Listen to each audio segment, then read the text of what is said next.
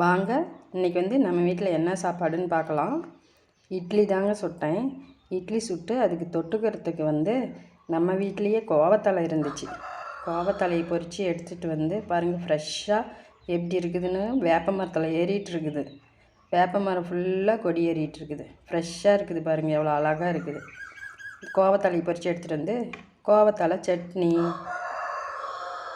அப்புறம் நம்ம மரத்துலேயே சின்ன நெல்லிக்காய் இருந்துச்சு. சின்ன நெல்லிக்காய் பொறிச்சிட்டு அது பாருங்கள் நல்லா ஃப்ரெஷ்ஷாக இருக்குது. பொறிச்சிட்டு அதை நெல்லிக்காய் சட்னி, அப்புறம் நம்ம மரத்துலேயே கொய்யாப்பழம் பாருங்கள் எவ்வளோ சூப்பராக பழுத்து போயிருக்குது கொய்யாப்பழம்.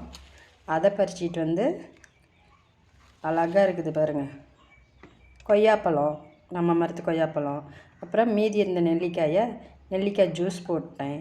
அப்புறம் மாம்பழம். அவ்வளோதாங்க நம்ம வீட்டு சாப்பாடு இன்றைக்கி. வாங்க சாப்பிட்லாம். வீடியோ பிடிச்சிருந்தா சப்ஸ்கிரைப் பண்ணுங்கள், லைக் பண்ணுங்கள், கமெண்ட் பண்ணுங்கள். வீடியோ பார்த்ததுக்கு நன்றி. வாங்க சாப்பிட்லாம்.